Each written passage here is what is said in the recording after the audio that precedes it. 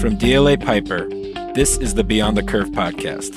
In this episode, DLA Piper's Samantha Chaifetz, Jeff Tsai, and Justin Sarno discuss the potential impact of U.S. Supreme Court case Tyler versus Hennepin County.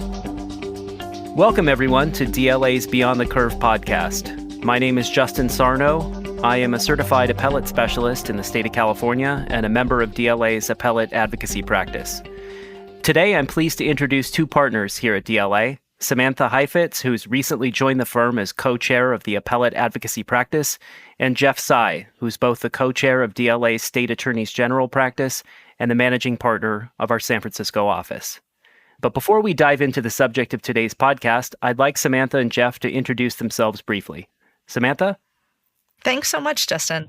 I have joined the firm about 2 months ago, so quite recent, and I am thrilled to be here co-chairing the appellate advocacy practice. I've come from government, where I was a longtime member of the appellate staff of the Civil Division at the Justice Department and held various positions around the federal government at various points, including most recently as the Deputy Counsel to the Vice President. Thank you so much, Samantha. Jeff, over to you. Hey, it's great to be with you today. Justin, I didn't realize that you had also taken on podcasting host duties. So congratulations. I think you probably already have enough to do. But it's great to be with you guys. Looking forward to this conversation. My name is Jeff Tsai. I am a litigation partner in DLA Piper's San Francisco office. I'm also the co-chair of our State Attorneys General enforcement practice, which I think has a lot of interesting intersecting issues that relate to what we're going to talk about today. Like Sam, I'm also a former government Justice Department lawyer, and I also spent time in the California AG's office, also under former AG Kamala Harris as a special assistant attorney general. So a lot of interesting experiences that I had from a federal and state perspective, and hopefully will contribute in a good way to the conversation we're going to have today. Thanks so much for being here. We're here to talk today about the case of Tyler versus Hennepin County, a case that was argued before the U.S. Supreme Court on April the 26th. To set the stage, in 1999, Geraldine Tyler bought a one-bedroom condo in Minneapolis that she called home until 2010, when she says that rising crime in the neighborhood alarmed her, so she rented an apartment in a safer area. After she moved, she suffered some financial difficulties, and about $2,300 in unpaid property taxes accrued on the condo. In 2015, the total tax debt that Tyler owed to Hennepin County, Minnesota was $15,000. But the county seized title and sold her condo for $40,000. That is $25,000 more than her original tax debt. Pursuant to Minnesota state law, the county kept all the money. Now, Tyler, a widow in her 90s, brought suit to challenge the county's action. She argued that by holding on to the surplus from the sale, the county effectuated a taking under the Fifth Amendment, entitling her to just compensation. She also argued that she was subjected to an unconstitutionally excessive fine in violation of the Eighth Amendment. The district court and a three-judge panel of the Eighth Circuit all ruled in favor of Hennepin County. Both courts concluded that Ms. Tyler had no protected interest in the value of her property, which exceeded what she owed. The Supreme Court accepted the case and certified two questions for review. The first, whether Hennepin County violated the Fifth Amendment's takings clause, and second, whether the county ran afoul of the Eighth Amendment's prohibition on excessive fines. So, before we dive into the legal issues, I'm curious what you both think this case represents. It's been referred to as a case of home equity theft or David versus Goliath. What are your thoughts? Sam? Well, I suppose you could call it David versus Goliath, although here's an instance where both David and Goliath have really excellent legal counsel. This was Neil Katyal's 50th appearance before the court, and Pacific Legal Foundation has had no less than 3 cases up before the court this term, and they including the case on behalf of Ms. Tyler. I think that the David versus Goliath idea, though, resonates, that it seems like the government has gone too far.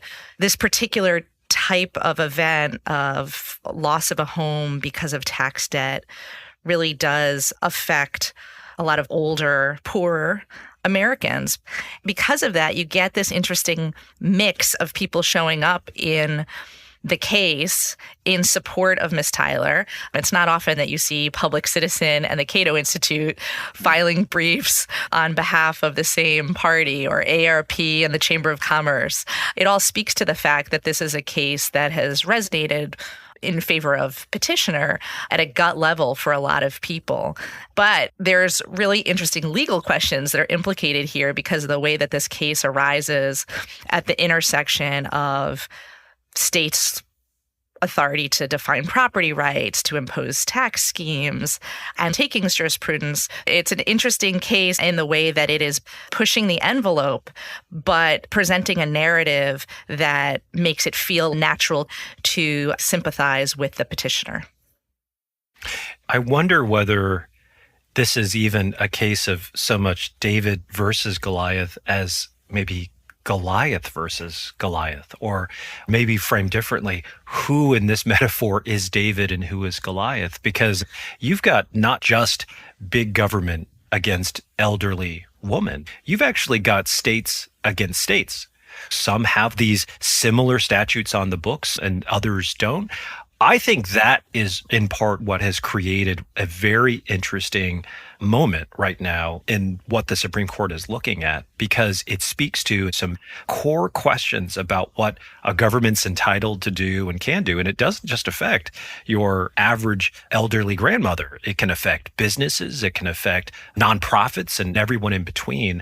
What I think has made this case interesting to people, from law nerds to regular people on the street, is that the symbol of the case, Miss Tyler, is very sympathetic. Right. She is not a 25-year-old upwardly mobile person who's got graduate degrees and has lost his or her house. It's an entirely different set of circumstances.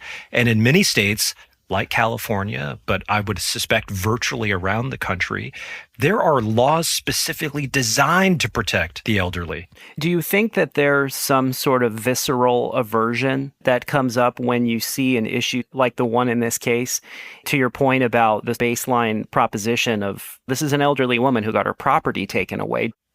For me, the answer is yes, because everything is about symbols, especially in cases. So when you see certain press conferences that happen on the steps of the Supreme Court building where you have the representative for a case, that person is less important for her case in particular than what she symbolizes. And I think Ms. Tyler is a really good example of that. Sam, what do you think? This was a well-chosen test case in terms of the litigant, the plaintiff, ultimately the petitioner. And it was well designed in the strategic choices that were made to wind up with a case where the issue that the court is most likely to rule on is the takings issue, which is the one that Pacific Legal Foundation was most wanting them to address. And you've got states who have filed amicus briefs, and I don't think it's accidental how in Sean Reyes's amicus brief that he filed on behalf of a few different states, they don't talk about the excessive fines issue.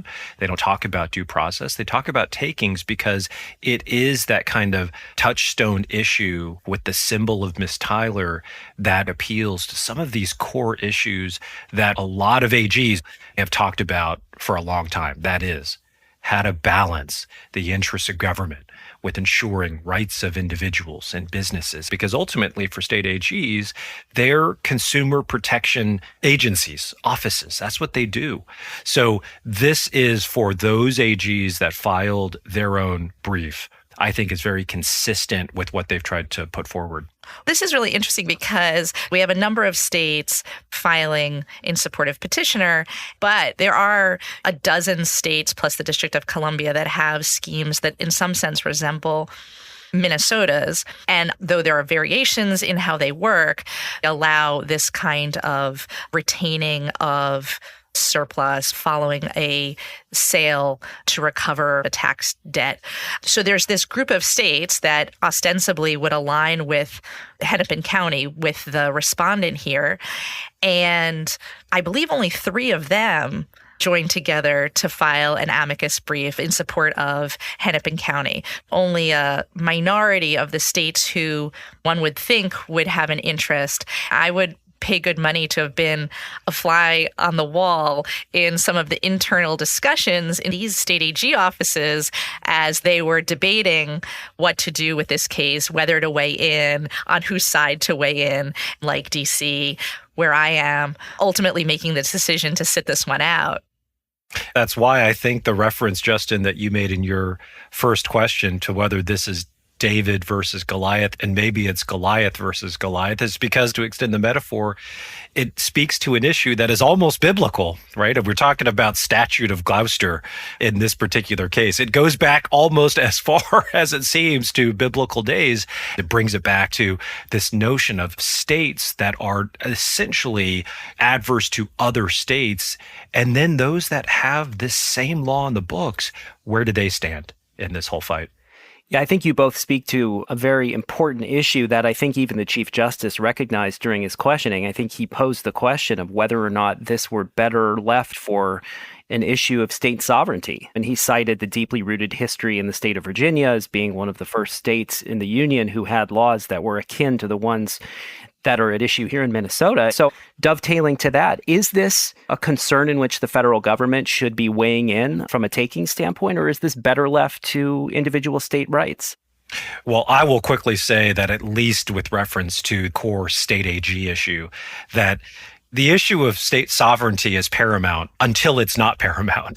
In this particular instance, you've got several states, including the great states of Utah, Arkansas, Kentucky, and Texas was in this particular amicus brief, where the issue of state sovereignty, exactly as you framed it, Justin, gives way in this particular circumstance to the issue of takings and that broader federal constitutional issue, because it serves to exemplify what a lot of these AGs have been advocating for a long time now, which is trying to create a regulatory scheme in their states that is more hospitable for certain entities, individuals, et cetera, right? That's been a lot of what they have run on, for example, in their own campaigns. And in this instance, I think it's consistent. It's just utilizing the different levers of the law to be able to push that forward.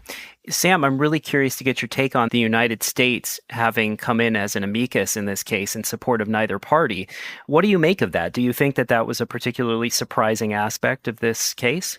The United States participates quite often in the Supreme Court as amicus when it's an issue that implicates federal interests. And here, takings jurisprudence, the application of the Fifth Amendment certainly implicates federal interests. And the United States takes seriously the idea, this role as the 10th justice, as it's been described, of giving the court its real views of what the right answer under the law is. Here, there's a real concern for the United States that the Supreme Court needs to get takings jurisprudence right. That is the U.S.'s pocketbook on the line. They're the defendant in plenty of takings actions. And here, if you write the decision in the wrong way, you can potentially have implications for the regulatory taking space. Parties will frequently ask for meetings with the Solicitor General, come in and make a presentation, try to win over the SG's office with why they think the U.S. should come in as amicus in support of their side. And after that meeting, there'll be an internal process to decide what the U.S. should do. In this case, that was probably a really interesting time because on the one hand, there's obviously the governmental concerns about takings expansion, and on the other hand, the sympathetic nature of the case, the considerations around getting takings law right, and concerns as well about the Eighth Amendment piece and making the government's views on that known. Jeff, did you think that the county's argument, hearkening back to pre-Magna Carta era, was in any way compelling or advanced their position meaningfully?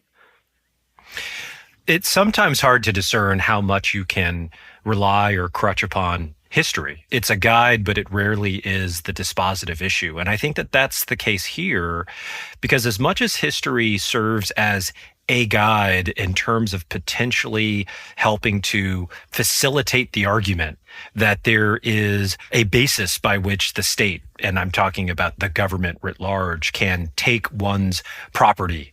There's also the larger argument at stake, one that I noticed the justices continued to go back to singularly and collectively throughout all the arguments, which is it in fact more of a tradition and more deeply rooted, the fact that there is long-standing respect for the sovereignty of one's property, personal property, real property? And to me, I think that's what it's going to come down to. I think that's why the viewpoint of the United States on this issue is probably going to be the most instrumental issue amongst all of the different things that have been raised, because where in this particular case the United States lands, it really, I think in this particular case, will end up making a difference. There are all of these other sticky issues that are out there that are somewhat at play, but not directly, right? Issues related to excessive fines, issues related to due process. And what it seemed clear to me is that everyone was pretty clear that they didn't want to touch some of those third rail issues.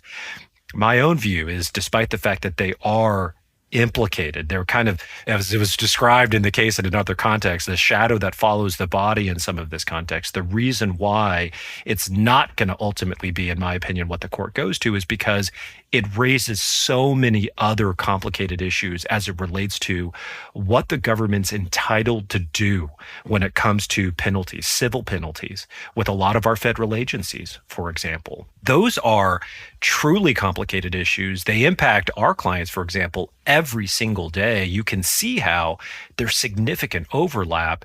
I think, though, the court's going to want to try to inoculate this case from a lot of those other issues, and it'll be left to practitioners like Sam, you and Justin to figure out in terms of later in the day, however this case lands, how it's ultimately going to impact other cases and the jurisprudence that exists out there related to civil penalties in the regulatory context. Well, and when you talk about complicated issues, the U.S.'s position is this really important doctrinal point describing what constitutes the taking, not the extra money after the sale, but the moment that absolute title was taken to full ownership of the condo property itself. The difficulties, though, that this creates, it, as Justice Sotomayor said, it throws a bomb into things, as Justice Kagan and others highlighted. It creates real complexity in the workability of the scheme if you think that the taking happens when title is taken. Now, the good news, bad news is that there's a lot of options for writing around the problems. You have states with recognized authority to design their taxation schemes, with authority to define property rights, even if they can't go so far as doing what was done here. There's still a lot of space for states to operate. What I was hearing was that for every problem that came up in the argument, there was someone with an idea of a way to write around it. One of the goals will probably be for the court to send it back with a number of unanswered questions to be worked out in the lower courts, but also ultimately for the states to think hard about and figure out how to design their taxation systems to address whether that means, for example, having a statutory scheme that makes clear from the outset that you will get your compensation, but it will be valued and determined at the time of the sale of the property, and making that part of the state-defined property right. The short of it is just that a lot of problems surfaced during the argument, but there seemed to be a number of ways to address those in the courts and in the states. And that was true for excessive fines too. And I think, frankly, therein lies the complexity of why we most likely will not see an excessive fines discussion or ruling, because when you go down that particular rabbit hole, you then implicate another line of jurisprudence altogether.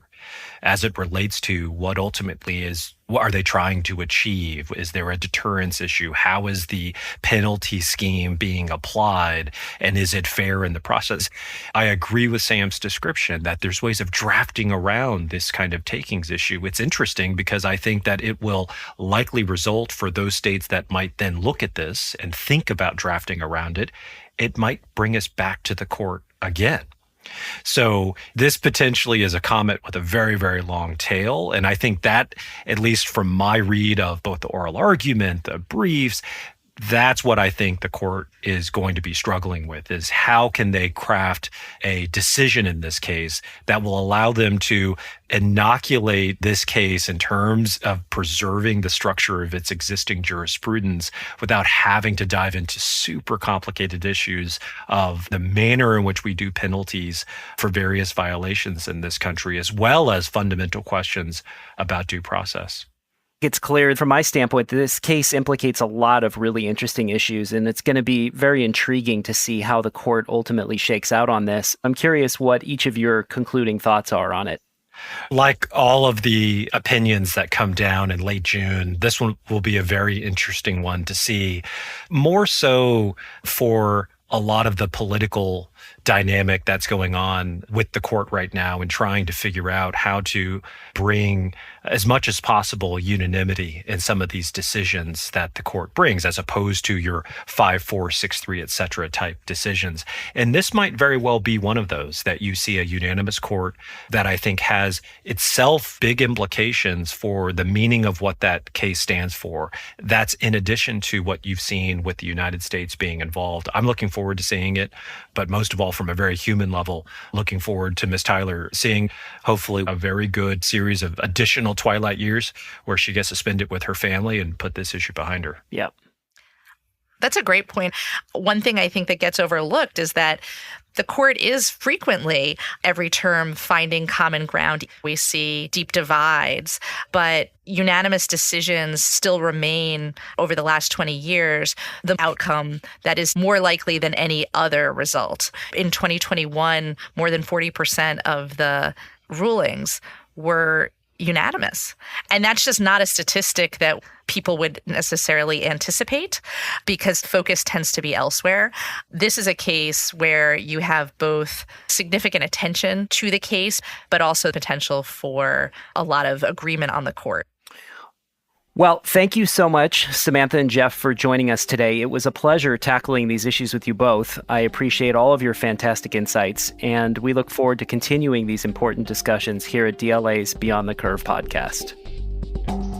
Thank you for listening to DLA Piper's Beyond the Curve podcast. All information, content, and materials contained in this podcast are for general informational purposes only. This podcast is intended to be a general overview of the subjects discussed and does not create a lawyer-client relationship. Statements and opinions are those of the individual speakers and participants and do not necessarily reflect the policies or opinions of DLA Piper LLP US. The information contained in this podcast is not and should not be used as a substitute for legal advice. No listener should act or refrain from acting with respect to any particular legal matter on the basis of this podcast without first seeking legal advice from counsel in the relevant jurisdiction. This podcast may qualify as lawyer advertising, requiring notice in some jurisdictions. Prior results do not guarantee a similar outcome. DLA Piper LLP US accepts no responsibility for any actions taken or not taken as a result of this podcast.